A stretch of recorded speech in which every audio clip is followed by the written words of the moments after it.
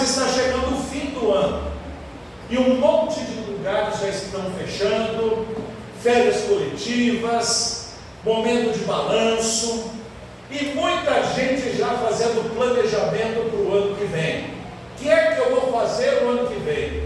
O mais comum é fazer regime. Vou fazer regime no ano que vem. Ele fala, no dia 1º de janeiro só vou comer uma laranja, uma fatia de pão velho, uma fatia de queijo seco, e eu vou emagrecer. O regime dele dura 2 dias. E 3 de janeiro já acabou. Não é assim mesmo?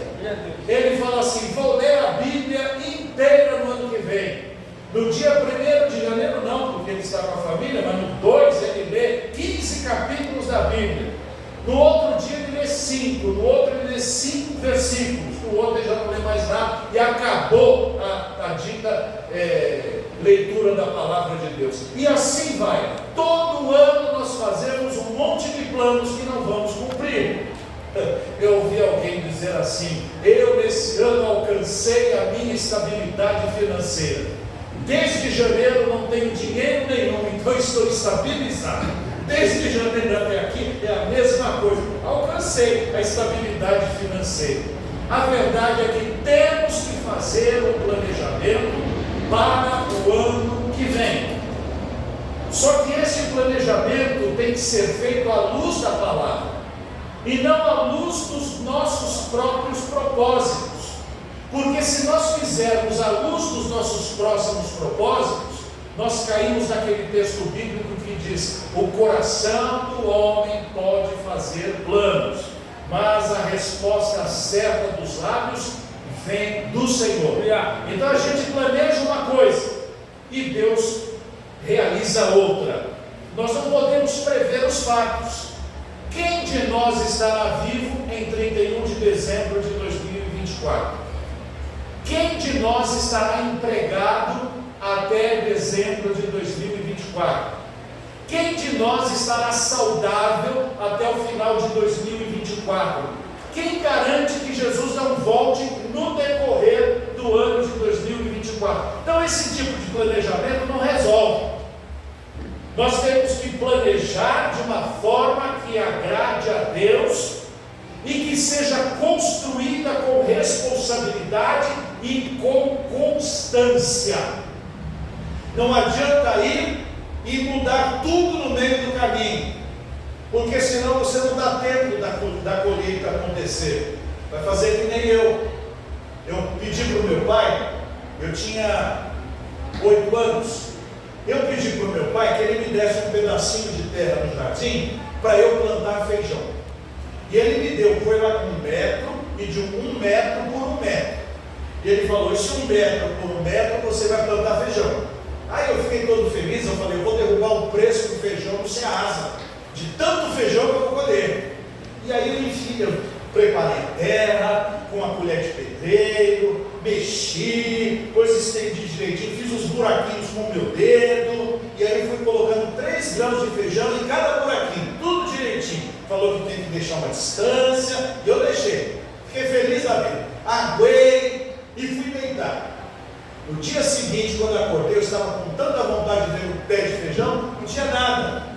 Aí o que eu fiz? Cavoquei tudo para ver se estava lá, estava tudo com os toquinhos de raiz já saindo. Eu acabei com a minha lavoura antes de colher. Antes do feijão crescer, eu acabei com ela, porque aquele feijão não deu mais para nada. Eu tive que plantar outro.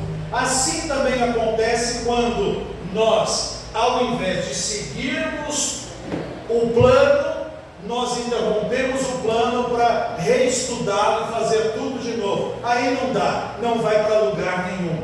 Parece aquelas construções que começam com tudo e param no meio do caminho. Você olha aquele grande elefante branco, aquele grande escombro que tentaram construir alguma coisa e não conseguiram. Jesus fala sobre isso.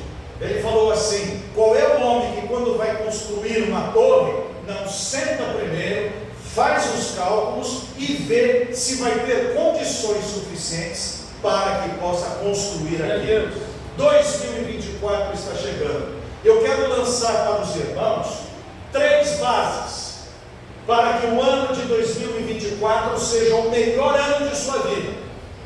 3 2024 alcance o seu apogeu e você possa dizer: foi um ano de grande vitória e de grande alegria. Primeiro texto bíblico, peço a você que abra a palavra do Senhor em Provérbios capítulo 4, versículo 23.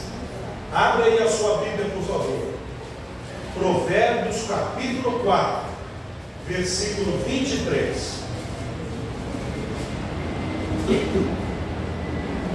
Escuta, tem inteligência artificial aqui, que eu acabei de falar, já apareceu. Quem que está manipulando isso aí? O quê? A irmã está sentada e está mexendo ali? Esse mundo não tem mais jeito. Eu me nego a conversar com inteligência artificial. Eles ligaram para a minha casa: oi, Wagner, tudo bem? Tudo bem, e por aí? Aqui também está tudo bem. Você pode me dizer se conhece fulano? Eu disse: mas quem é você? Eu não entendi sua resposta. Quem é você? Ainda não entendi. Eu falei: você é uma máquina, né? Com máquina eu não falo. Não entendi a sua resposta. Não vai entender mesmo, eu desliguei. Não falo com inteligência artificial. Mas esse é o versículo. Já que está lá, vamos ler todos juntos? De tudo que se deve guardar, guarde bem o seu coração, porque dele procedem as fontes da vida. O que é que o autor de Provérbios, no caso Salomão, inspirado pelo Espírito Santo, está dizendo? Ele diz assim: que de todas as coisas que você deve guardar, por exemplo, nós guardamos os nossos olhos quando tem poeira voando, para que não entre. Nós guardamos o nosso ouvido quando tem mosquito, para ele não entrar. Nós guardamos os nossos pés para não escorregar numa pedra, no caminho, entrar na lama. Nós guardamos a nossa mão quando estamos numa máquina fazendo um trabalho, e se ela ficar lá se vai o nosso dedo. Então nós guardamos. Mas diz o texto que de todas as partes do nosso corpo que nós devemos guardar principalmente o nosso coração. Será que ele está falando desse coração que bombeia sangue? Desse que faz o corpo ter circulação? Desse que quando para, a pessoa falece? É desse que está falando? Não. Está falando da alma da pessoa, está falando do espírito da pessoa, está falando da pessoa que existe dentro da gente, que tem consciência, que sabe que é um ser, que é alguém. Esta pessoa que existe foi criada por Deus. Isso aqui que nós temos é o corpo, que não é a nossa totalidade. E para a gente entender bem isso, mais ou menos assim: você tem um celular velho, e você tem todos os dados da sua vida de internet, ou a sua vida virtual ali, e você não quer perder nada disso, mas o seu celular não vai mais. Então o que você faz? Você faz um backup, você manda as suas informações para guardar numa nuvem, aí alguém vai lá na nuvem tentar ver o que é, né? Então você manda a distância, e depois você tira o chip. O seu celular é aquele chipinho. Aí você arruma um celular última geração, pega, abre e enfia o chip ali. De repente, quando ele liga, as informações que você colocou descem nele e é o seu celular. Aquele aparelho velho você já desprezou porque ele já não serve mais. O seu celular não está lá naquela carcaça velha. O seu celular estava no chip. Nós somos esse chip. Quando a gente morre, Deus leva esse chip para o céu. O nosso ser, o nosso coração, a nossa alma, o nosso espírito. E promete a Bíblia que um dia todos ressuscitaremos pelo poder de Deus e teremos um corpo transformado. Mas nós não nos perderemos. Tudo que somos, tudo que fizemos, tudo que pensamos, tudo que decidimos está registrado no nosso chip, na nossa existência. E o texto diz: você deve guardar a sua alma, guardar o seu coração, porque dele procedem as fontes da vida. O que isso quer dizer? Não brinque com a sua vida, ela é muito valiosa e pertence a Deus. Você deve guardar os seus olhos das coisas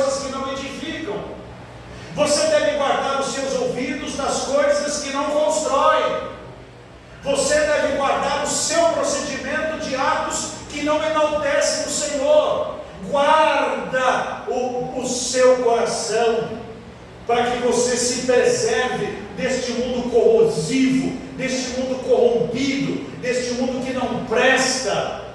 Esse guardar o seu coração é levar a sério o compromisso que você tem com Deus e com você. Com Deus, porque o dia que você entregou o seu coração para Jesus, você disse: tu és o meu Senhor. Então Ele é o Senhor da sua vida, Ele manda em você. Então agora você o serve, o obedece. Então você deve guardar esse compromisso que fez com Ele. E o segundo, com você mesmo. Como disse muito bem o amado irmão Cláudio, o nosso tempo, só Deus sabe quando a ampulheta acabar aí, quando nós vamos expirar. Nós bem sabemos que depois dessa dita vacina, as pessoas estão morrendo de infarto do miocárdio inexplicável. Mas a verdade é que o dia da nossa morte nós não sabemos. E nós devemos nos guardar para que no dia de hoje, que Deus nos deu e que nós devemos celebrar, nós investamos num verdadeiro compromisso com o Senhor, guardando-nos santos e íntegros para a sua glória. Meu Deus. Essa é a primeira base para que o ano que vem seja maravilhoso. Guarda o teu coração. Vamos repetir comigo? Guarda o teu coração. É a primeira coisa. A segunda coisa é trabalho. Vamos ao texto de Eclesiastes. Eclesiastes, capítulo de número 9, versículo 10. Quer ver que o negócio já vai aparecer ali? Olha, é forte o negócio aí, viu? Aí chega na linguagem dos pentecostais, é mistério. Olha lá, está lá. Então vamos ler juntos aquele versículo. Tudo que vier às suas mãos para fazer, faça-o conforme as suas forças, porque na sepultura, que é para onde você vai, não há obra, nem projetos, nem conhecimento, nem sabedoria alguma. Diz o texto, ainda do mesmo Salomão, numa outra época da sua vida, já no encerramento da sua carreira, ele diz: tudo que chegar nas suas mãos para você fazer, faça e faça bem feito. Faça e faça o melhor que você puder. Porque se você fizer isso, você realmente terá aproveitado todas as oportunidades da sua vida. E não fique chorando, dizendo: eu não tive chance na minha vida, eu não tive oportunidade. Pois vou contar para vocês um caso pessoal. Tem um priminho de segunda geração, o nome dele é Eduardo. O Eduardo, ele com 12 anos ganhou da minha prima Arlene, exímia violonista, um ingresso para fazer um curso de flauta doce. Sabe a flauta doce? Mas aquela de brinquedo. Ele foi estudar a flauta doce de verdade. São 4 flautas enormes e tocadas, elas são tocadas nas orquestras de música barroca, música do século XVII, do século XVI, do século XVIII, coisa maravilhosa. E o irmão José de Deus, muito obrigado, viu? Isso, espero que eu não pergunte. E ele então, com 12 anos, foi estudar a flauta doce. Ele estudou semana após semana durante 7 anos. 7 anos. Agora ele se formou. Ele toca os 4 membros da família da flauta doce, contralto, soprano, baixo, o outro lá. E ele deu um recital num teatro na Avenida São João, da mais alta respeitabilidade. Algo sublime, está gravado, filmado, eu posso mandar para vocês assistirem a beleza daquele menino tocando. Ele está com 19 anos. Os coleguinhas dele, de pipa, jogando videogame, olhando bobagens no celular, fumando maconha e tomando as piores decisões de suas vidas.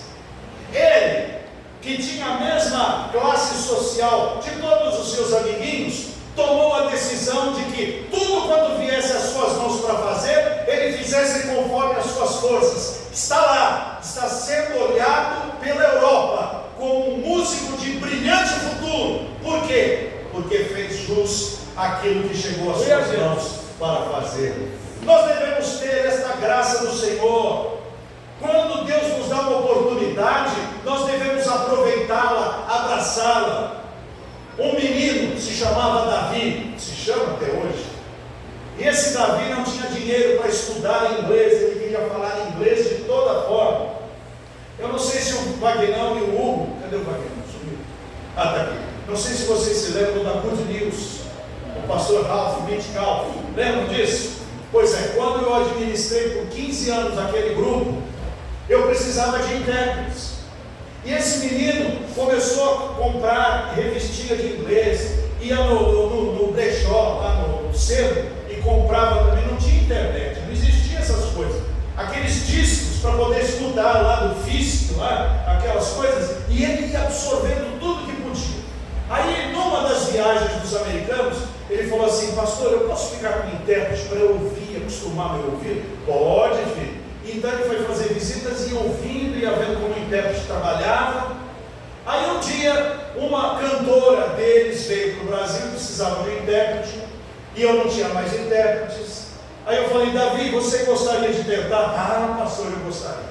Lá foi o Davi trabalhar com essa moça. Ele foi tão bem, mas tão bem, que nos 4 outros anos que essa mulher veio, ela queria o Davi.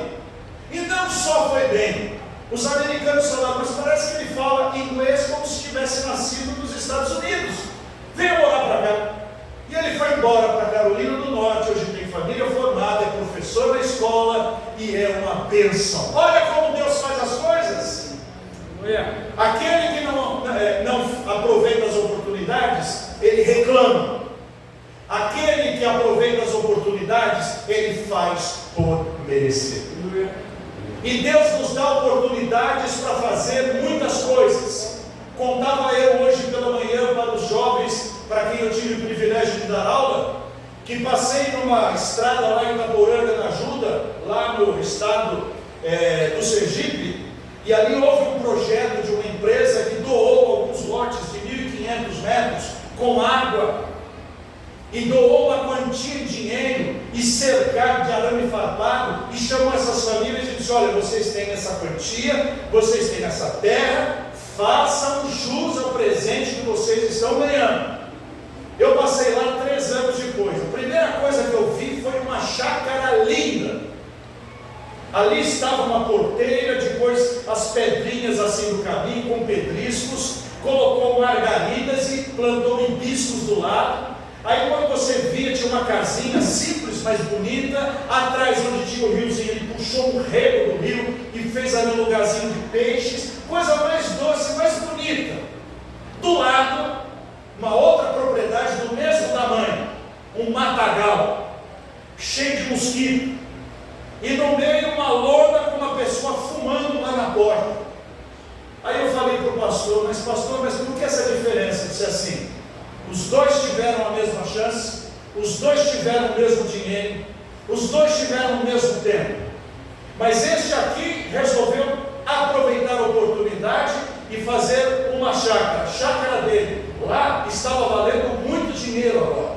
Agora esse outro, primeira coisa que fez com o dinheiro foi chamar os amigos, mataram um boi e fizeram um churrasco, beberam até cair, e depois não sobrou dinheiro, só colocou uma lona e ali estava esperando uma outra oportunidade, se alguém ajudava para ele poder comer ou fazer alguma coisa.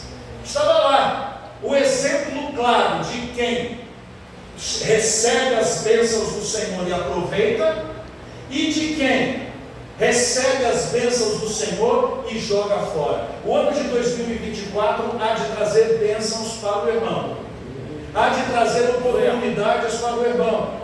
há de trazer portas abertas para o irmão, mas é o irmão quem deve pegar e levantar a sua camisa e dizer: vou trabalhar, vou fazer por merecer. Como lá em Osasco, quando fui pastor, logo que saí da Boas Novas, fui lá, começamos a Boas Novas para lá.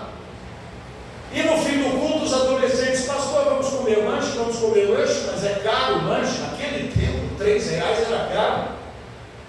Mas tem um lugar que o rapaz faz por R$1 o lanche, e ainda tem um suco. Falei: não, o quê? Vamos lá ver. E cheguei lá, uma Kombi velha que foi adaptada, tinha 3 chapas, o rapaz ali com uns 30 hambúrgueres, e ali alface, um pote de maionese, todas as coisas para fazer hambúrguer. Tá a lista do que ser, R$1. Você chegava, pedia, já estava tudo pré-pronto, e em 3 minutos, prensava, colocava no saquinho, tá aqui, me dá R$1. Falei: mas que beleza. A gente chamava aquilo de rancho da barata, né? Que era tudo barato. Aí um dia eu parei, eu falei: qual é a sua história? Ele disse: eu sou servo de Deus. Oh, glória a Deus. Eu trabalhava num restaurante e fui mandado embora. Não tinha oportunidade, ninguém me dava oportunidade. E aí, eu achei essa Kombi velha, esse estacionamento que quase não entrava carro. Falei para o dono se ele me emprestava para começar a colocar isso aqui, cimentar. Ele deixou. E eu comecei a fazer o trabalho. E eis aqui, tinha fila, ficava até 1h da manhã vendendo lanches e não parava. Resultado: ele comprou um restaurante, fechou o rancho da barata e foi lá empregar outras pessoas com a obra que ele construiu com a força do seu trabalho. Deus nos dá a graça de trabalharmos, Deus nos dá a graça de fazermos. Eu louvo a Deus pelo meu irmão Daniel, que é empresário na área de energia elétrica. O meu irmão Daniel começou fazendo mala direta, num tempo que vocês ainda não eram nem nascidos. Quando surgiu o computador pessoal, uma das primeiras coisas foi fazer etiqueta para colocar em envelope, para mandar para as casas. E as igrejas precisavam fazer o lançamento dos dízimos nos nomes. E um irmão da igreja fazia aquilo, ele era técnico de eletrônica. E aí o meu irmão, que estava trabalhando numa empresa de lavar letras, pintar letras de letreiro, essa empresa fechou. E esse irmão convidou o meu irmão para trabalhar com ele. E o meu irmão foi e aprendeu tudo que podia. Aí esse irmão em Cristo quis vender a empresa, porque ele era professor de eletrônica e não queria mais tocar aquilo. O Daniel disse: eu pago com o meu trabalho. E ele então disse: eu aceito. Aí apareceu um amigo que era da área de energia elétrica, conversou com o Daniel, ofereceu serviço para uma empresa de energia elétrica, e essa empresa quis, e uma outra também quis. Eu estou falando de coisas de 30 anos atrás. Resultado: essa semana foi feita uma matéria no estado do Rio de Janeiro, mostrando o empresário de sucesso, Daniel Paulino de Araújo, que está atendendo as companhias cooperativas de eletricidade com o seu trabalho de analista, seu trabalho de técnico de aplicativos e de administração de empresas na área de eletricidade. Ele aproveitou a chance que veio na sua mão. E o meu irmão é 6 anos mais novo do que eu. Por isso, meus irmãos, nada é difícil para quem quer trabalhar, nada é difícil para quem quer operacionalizar o desejo do seu coração. O preguiçoso vive sonhando e não faz nada. O trabalhador vai lá e conquista. E Deus quer que o ano de 2024 seja um ano onde as oportunidades que chegarem até o seu pé, até a sua mão, você aproveite, faça o melhor, faça bem feito, porque vai dar certo para a glória de Deus. E o terceiro texto, qual é a primeira mesmo? Qual é o primeiro pilar, a primeira regra para que o ano que vem seja bom? Guardar o coração. Guarda o teu coração. Guarda o teu coração. Qual é a segunda? Trabalhar. A terceira, Mateus 6,33. Homem inteligência artificial. tal. Coloca Mateus 6,36. Um negócio errado. Vamos ler todos juntos? Vamos lá. Mas Bruno é que pera aí, que tradução é essa? NAA, não tem outra aí que presta, não? Essa aí eu não aceito. É ARC ou RA, mas NAA não. Tem outra não? Buscai, tem. Isso é Bíblia. Vou dizer para os irmãos, não comprem essa versão que eu acabei de falar. Detalhe só em particular. Vamos ver? Mas buscai primeiro o reino de Deus e a sua justiça, e todas essas coisas vos serão acrescentadas. Veja bem, hoje pela manhã, quando eu seguia para a igreja, eu vi um monte de gente correndo ali na Drummond Vilares, correndo no sol quente. Eles querem cair mesmo, que a pressão vai para o beleléu, daquele jeito, né? É o desejo, quer morrer daquele jeito mesmo. Correndo para lá e para cá, e ali dizendo que estão aproveitando o domingo, ignorando que domingo é o dia do Senhor, ignorando que é um compromisso com o Senhor dos Senhores e o Rei dos Reis. Eu falei para os meus filhos, esse não é o caminho da vida de vocês, pois buscai primeiro o reino de Deus e a sua justiça, e todas as outras coisas vos serão acrescentadas. Se você quer o ano de 2024 como um ano de bênçãos e vitórias, você tem que buscar primeiro o reino de Deus, senão o seu ano será um fracasso. Você pode trabalhar até morrer, vai morrer trabalhando e não vai levar nada. Você pode guardar no seu coração, vai guardar para si próprio. Mas se você quer que guarde o coração e trabalhar com esforço e vitória, você tem que buscar primeiro o reino de Deus. E o que é buscar o reino de Deus?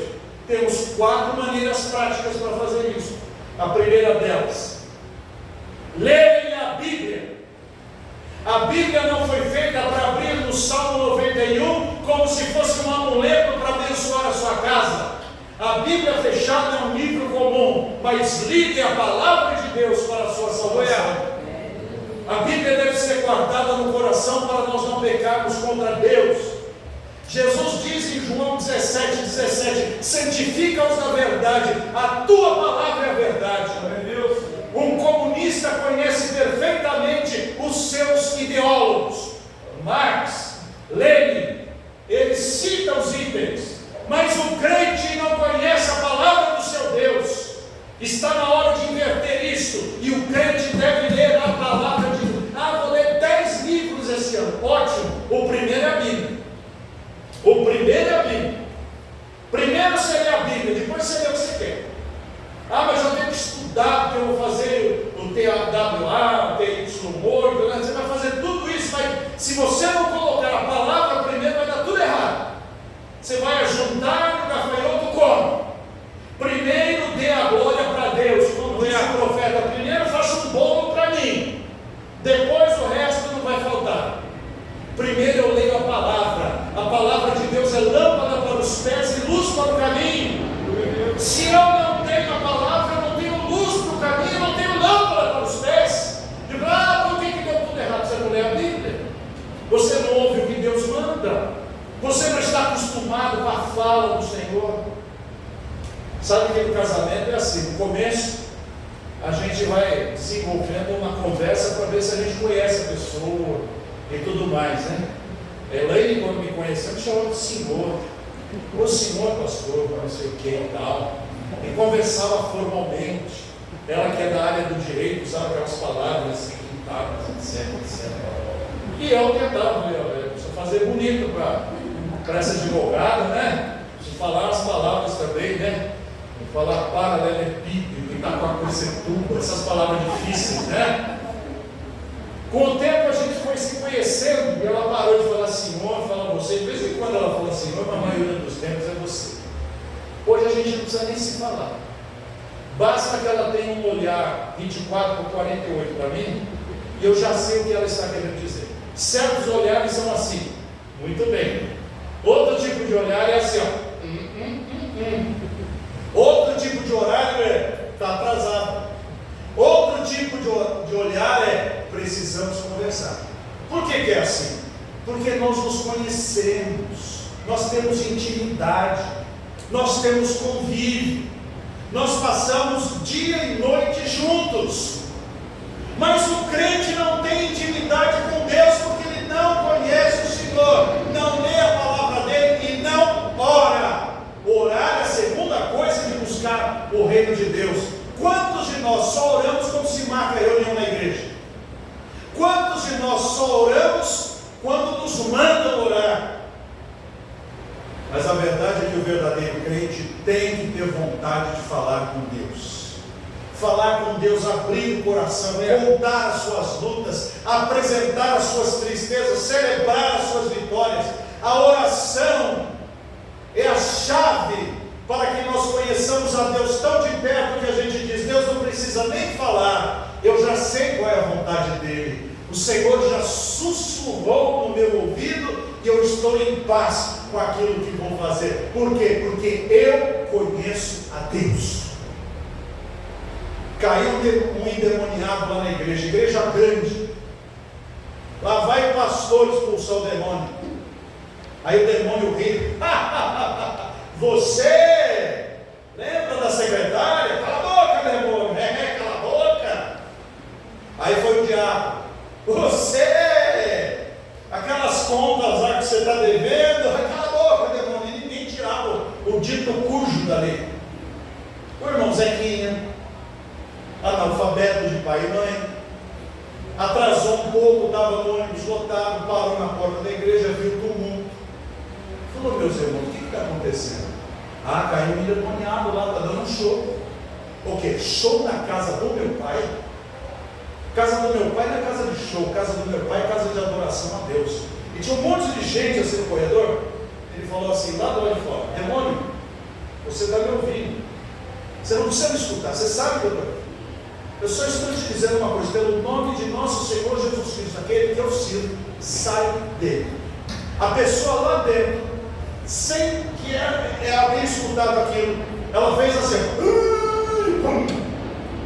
a pessoa foi libertada. Aí todo mundo falou: o que aconteceu? Aí daqui a pouco entra o irmão Zequinha: pastor, toca o culto para frente. Acabou, essa brincadeira acabou. Por que o demônio escutou a oração do Zequinha? Porque o Zequinha conhecia a Deus e Deus dera poder espiritual para ele.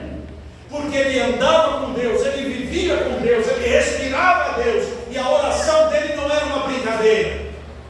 George Miller precisava chegar nos Estados Unidos tal dia, tal hora, e o navio onde ele estava entrou uma neblina e o negócio não ia nem para frente nem para trás.